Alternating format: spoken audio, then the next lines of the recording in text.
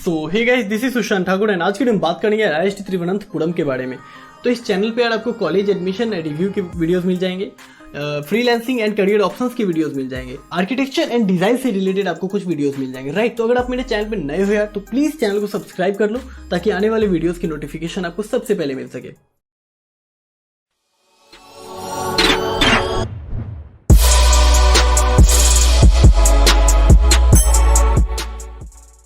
तो welcome back again.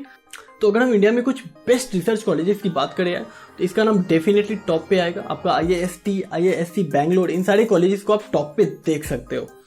तो इसको वन बाय वन एक्सप्लोर करते हैं। तो देखो, इसे हम Indian institute of space science and technology के नाम से भी जानते हैं एंड डिपार्टमेंट ऑफ स्पेस जो कि गवर्नमेंट ऑफ इंडिया है उसके नाम से भी जान सकते हैं। आप ये बोल लो या फिर ये बोल लो, कोई फर्क नहीं पड़ता है, ठीक है, दोनों एक ही है। तो अब कहाँ पे है? तो तिरुवनंतपुरम केरला में है, राइट। और आप यहाँ पे देख सकते हो इनका कैंपस काफी जबरदस्त बना रखा है इन्होंने, बहुत सही है यार, बहुत सही कैंपस बना रखा है, राइट। तो इसको आगे वन बाय वन देखते हैं। तो सबसे पहला पॉइंट क्या है हमारा? College info. इसमें अगर हम इस्टेब्लिशमेंट की बात करें तो ये 2007 में इस्टेब्लिश हुई थी यार। और इसके जो चांसलर थे IIST के वो आपके डॉक्टर APJ अब्दुल कलाम साहब थे, राइट। तो इसी से आप अंदाजा लगा सकते हो इस कॉलेज का कि ये किस लेवल की कॉलेज होगी, ठीक है। तो यही यार कि बहुत सही लेवल की कॉलेज, इसलिए एडमिशन इतना आसान नहीं होता है। वो मोड ऑफ एडमिशन हम आगे डिस्कस करेंगे, राइट। तो अगर हम NIRF की रैंकिंग देखें 2019 में इन्होंने 30th रैंकिंग दी थी नेशनल एंड 2020 में रैंकिंग 33 दी थी, ठीक है। और हमें पता है कि NIRF की रैंकिंग जो होती है वो सिर्फ एक पैरामीटर पे डिपेंड करती नहीं है, बहुत सारे पैरामीटर्स होते हैं। तो सपोज करो कि किसी कॉलेज में बहुत सारे डिपार्टमेंट है, ठीक है, बीटेक का या फिर रिसर्च ओरिएंटेड जो भी है, लेकिन इस कॉलेज में तो उतना नहीं है एज कम्पेयर टू बाकी कॉलेज का, राइट। तो बहुत सारे पैरामीटर्स डिपेंड करते हैं। तो NIRF की रैंकिंग आपको ब्लाइंडली फॉलो नहीं करना है, ठीक है। अगर हम कैंपस साइज की बात करें तो 100 एकड़ है, जो कि सही है, राइट। उसके बाद ये आपके पूरे एशिया में ऐसी पहली यूनिवर्सिटी थी जो कि मेनली फोकस्ड होता है, डेडिकेटेड हो रहा है किस बात के ऊपर? तो आउटर स्पेस की रिसर्च के ऊपर, राइट। ये एशिया में पहली ऐसी सोलली यूनिवर्सिटी है। उसके बाद क्या है कि IIST जो है वो आपका सेटअप हुआ है इसरो के द्वारा, right, Indian Space Research Organisation. आपको पता है इसरो के बारे में। और under the department of space government of India. इसलिए मैंने बोला कि आप ये बोलो या फिर IIST बोलो, कोई ज्यादा फर्क नहीं पड़ता है, राइट। उसके बाद हमने ऑलरेडी डिस्कस किया कि APJ अब्दुल कलाम साहब जो थे वो इसके चांसलर रह चुके हैं, ठीक है। कुछ दिन पहले यार इनका बर्थडे था, तो आपको पता ही है इन्होंने देश के लिए जितना कंट्रीब्यूट किया है शायद ही कोई कर पाएगा, राइट। तो ये एक आइडल है सबके लिए, ना सिर्फ हमारे लिए बल्कि सबके लिए। तो आगे डिस्कस करते हैं। IIST offers regular engineering undergraduate, postgraduate and doctorate program with focus on space science technology and application, right? समझ में आ गया? तो अब सवाल है कि भैया पहुंचेंगे कैसे, कहां पे है वो तो समझ में आया, बट अब यहाँ पे कैसे पहुंचेंगे? तो देखो यार, यहाँ पे दो ऑप्शन है आपके पास। अगर आप बाई ट्रेन जा रहे हो, ठीक है, तो आपको तिरुवनंतपुरम सेंट्रल रेलवे स्टेशन में आप उतरोगे। वहां से आप लोकल गाड़ी ले सकते हो, कैब ले सकते हो, कुछ भी ले सकते हो, it's all up to you, आप कैसे जाना चाहते हो, ठीक है। तो वहां से आपको 24 किलोमीटर डिस्टेंस पड़ेगा। और अगर आप एयर से जा रहे हो, राइट, तो उस केस में आप तिरुवनंतपुरम इंटरनेशनल एयरपोर्ट, वहां से आपका 28 किलोमीटर, ठीक है।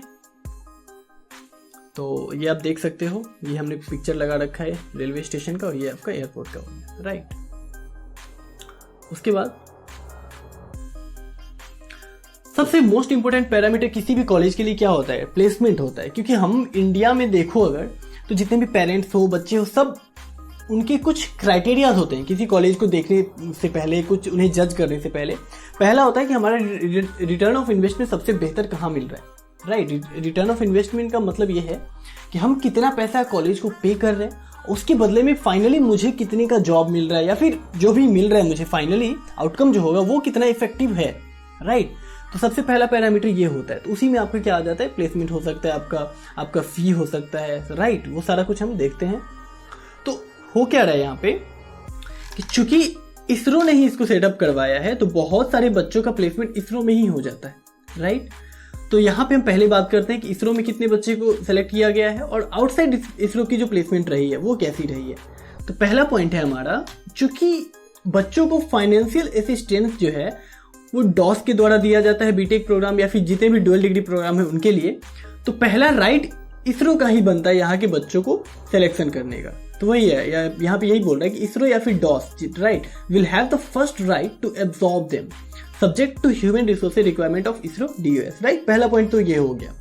दूसरा पॉइंट कहता है हमारा कि student who are offered a job in ISRO या DOS are mandated to serve as a scientist या फिर इंजीनियर। ठीक है, आप इसरो में किस पोस्ट पे जाओगे, तो आप एज एन साइंटिस्ट जाते हो एंड इंजीनियर जाते हो। ठीक है, और for a minimum period of 3 years, right.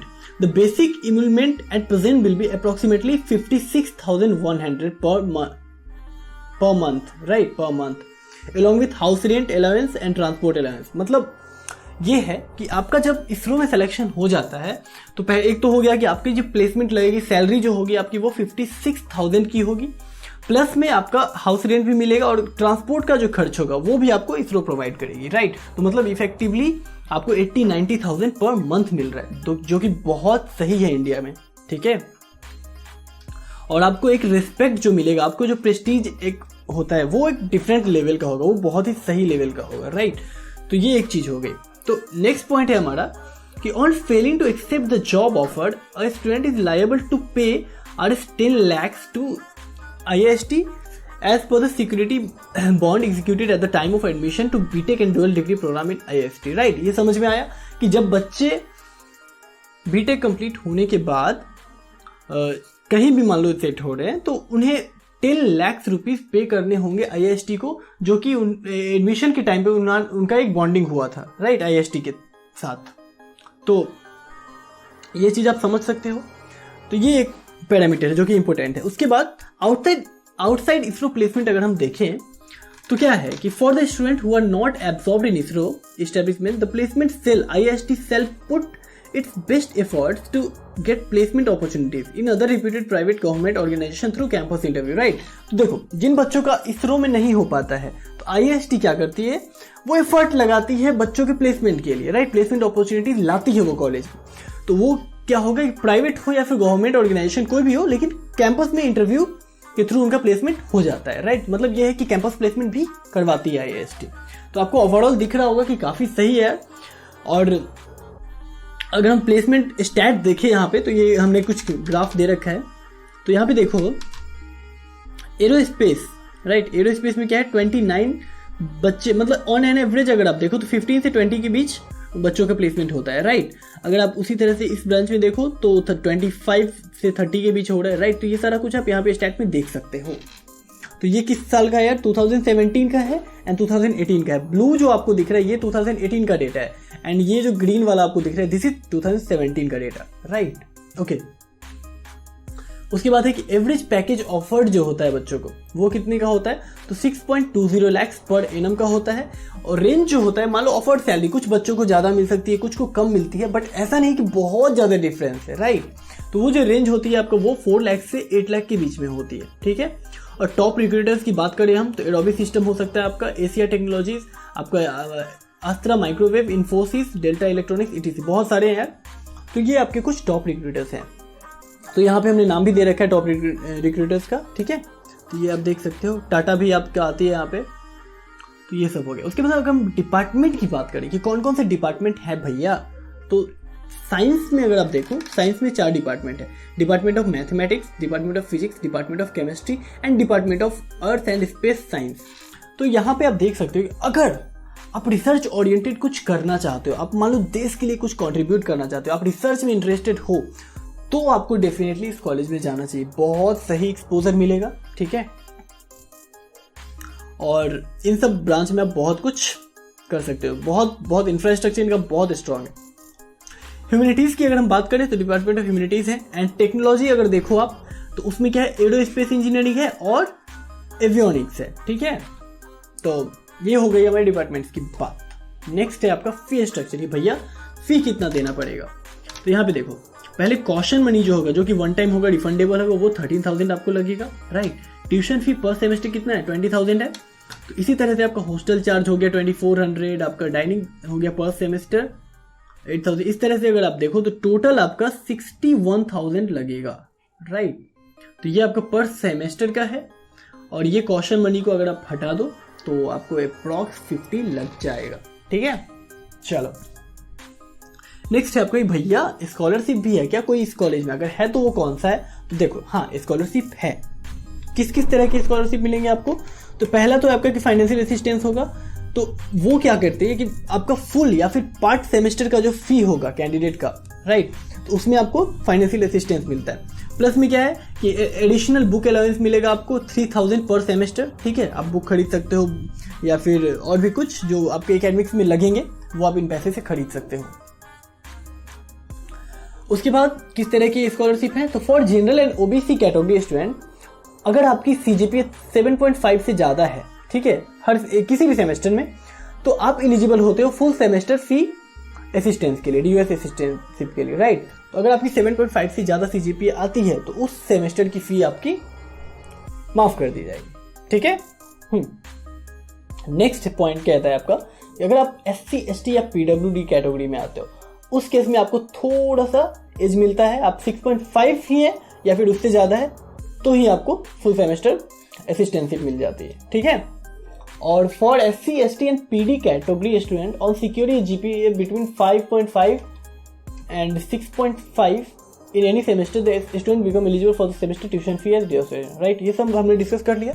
उसके बाद सीट मैट्रिक्स की अगर बात करें कि किस ब्रांच में कितना सीट है, तो यहाँ पे हमने सिर्फ बीटेक का दिया है।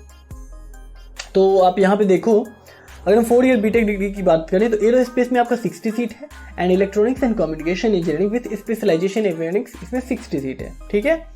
And 5 year dual degree course की बात करें तो उसमें 20 सीट है मात्र, राइट। ये समझ में आ गया हमें। नेक्स्ट पैरामीटर है हमारा रिजर्वेशन कि भैया कोई रिजर्वेशन भी है क्या, अगर है तो वो कौन कौन सा है। तो हाँ रिजर्वेशन है। तो देखो 10% जो सुपर न्यूमरेरी सीट्स होंगे वो रिजर्व होते हैं किनके लिए, ईडब्ल्यूएस के जो कैंडिडेट होंगे उनके लिए, right. 15% seats are reserve for schedule caste candidate. ठीक है। 7.5 सीट जो होंगे वो एसटी के बच्चों के लिए होंगे, एसटी बच्चे के लिए। एंड 27% जो सीट है वो आपका ओबीसी के बच्चों के लिए होगा। ठीक है। वो भी कौन, non creamy layer, creamy layer और नॉन ओबीसी ए ओबीसी भी 2 टाइप के ओबीसी होते हैं। ठीक है। तो आपका ओबीसी ए जो होता है वो आपका क्या होता है, क्रीमी लेयर होता है, एंड ओबीसी बी होता है non creamy layer. Creamy layer में उतना बेनिफिट नहीं मिलता है और नॉन क्रीमी लेयर में आपको थोड़ा सा मदद मिलती है। ठीक है। उसके बाद है आपका 3% seats are reserve for person with disability PD candidate horizontal reservation, इसको हम हॉरिजॉन्टल रिजर्वेशन बोलते हैं। ठीक है। इतना समझ में आ गया। नेक्स्ट पैरामीटर है हमारा मोड ऑफ एडमिशन कि भैया ठीक है बट एडमिशन कैसे लेंगे। तो देखो यार ये 2 स्टेप प्रोसेस है। पहला क्या है कि सबसे पहले आपको जेईई मेंस का एग्जाम क्वालिफाई करना पड़ेगा। ठीक है। उसके बाद आपको जेईई एडवांस में बैठना पड़ेगा, एग्जाम देना पड़ेगा, राइट। और फिर क्या होगा कि आपको सेपरेटली आईएसटी के काउंसलिंग में पार्टिसिपेट करना होगा। और एडमिशन किस बेसिस पे होती है, तो वो आपका जेईई एडवांस के स्कोर के बेसिस पे होती है। ठीक है। जेईई मेंस क्वालिफाई करा आपने, जेईई एडवांस का एग्जाम दिया, उसमें जो स्कोर आ रहा है आपका उसके बेसिस पे इसमें एडमिशन होता है। ठीक है। और अगर मान लो आप एमटेक कोर्स की, ये तो हमने बीटेक की बात कर ली, लेकिन अगर आप मान लो एमटेक कोर्स के लिए जा रहे हो तो उस केस में क्या होगा कि आपके पास पहली बात कि आपके पास बीटेक की एक डिग्री होनी चाहिए, वैलिड डिग्री होनी चाहिए। दूसरा कि आपका गेट स्कोर अच्छा होना चाहिए। ठीक है। गेट एग्जाम में आपका स्कोर अच्छा होना चाहिए।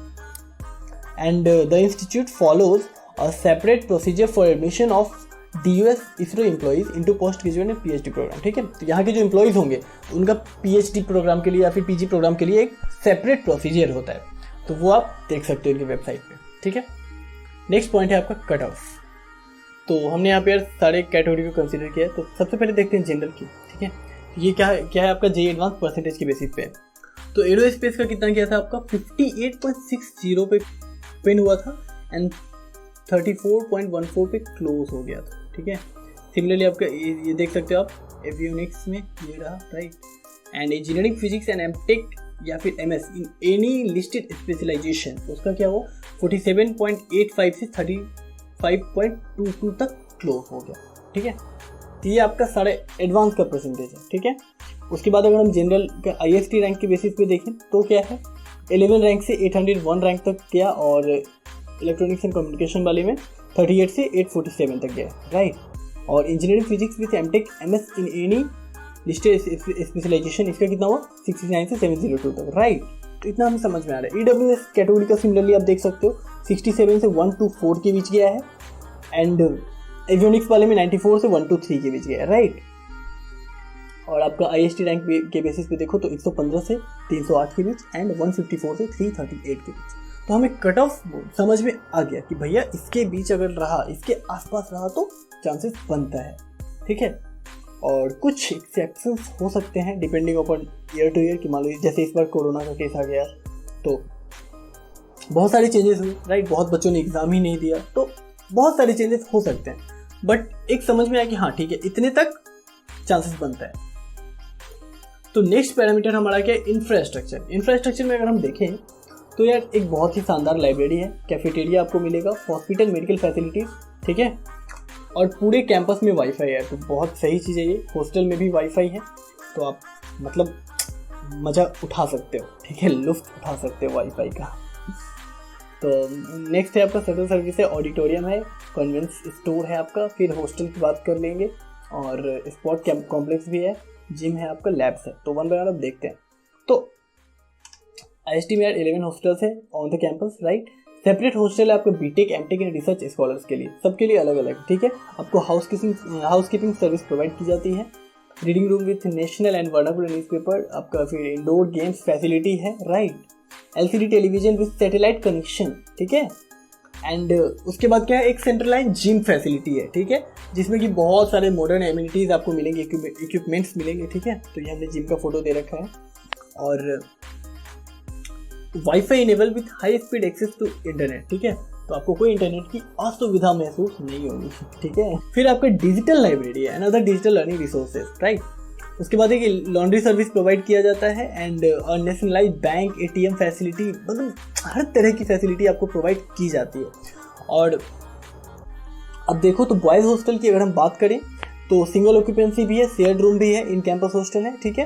एंड गर्ल्स में भी सेम चीज़ है। ये आपका हॉस्टल का इमेज दे रखा है, जो कि काफ़ी क्लीन लग रहा है, मुझे बहुत सही हॉस्टल लग रहा है। और बाकी आप कोड़ा पे कुछ आंसर्स देख सकते हो, मैंने कोड़ा से ही कुछ रिव्यू देखे हैं बच्चों के, उससे मैं आपको बता रहा हूँ, ठीक है।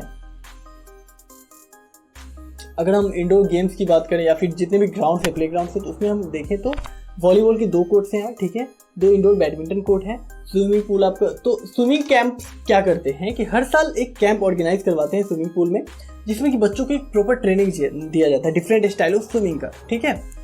तो ये काफ़ी सही चीज़ है। और अवेलेबल फैसिलिटीज़ की अगर हम बात करें तो badminton court, basketball court, football ground, volleyball ground, cricket net practice, सारा कुछ है यहाँ पे, राइट। आपको बहुत शानदार लाइफ भी मिलने वाला है। कॉलेज लाइफ की अगर हम बात करें तो वो बहुत ही शानदार होने वाली है।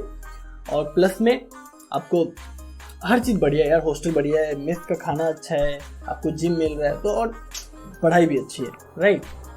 और क्या चाहिए। और प्रेस्टीज, समाज में जो आपकी इज्जत होगी वो एक अलग लेवल पे होगी।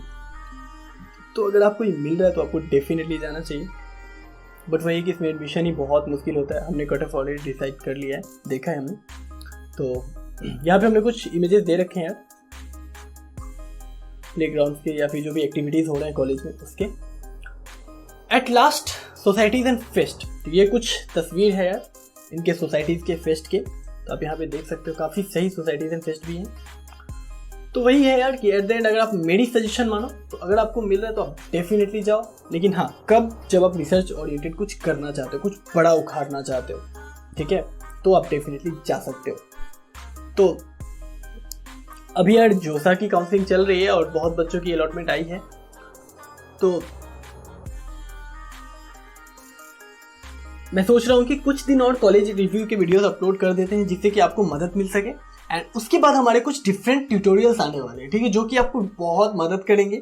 आप कॉलेज में खुद को कैसे ग्रो कर सकते हो, आप कॉलेज में कैसे पैसे अर्न कर सकते हो, राइट, फ्रीलांसिंग में कैसे पैसे अर्न कर सकते हो, कौन कौन से स्किल आपको सीखने चाहिए। जैसे अभी क्या है कि काउंसलिंग एंड कॉलेज एडमिशन के बीच आपको बहुत ज़्यादा गैप मिल रहा है, राइट, 2-3 महीने का तो डेफिनेटली आपको टाइम मिलेगा ही मिलेगा।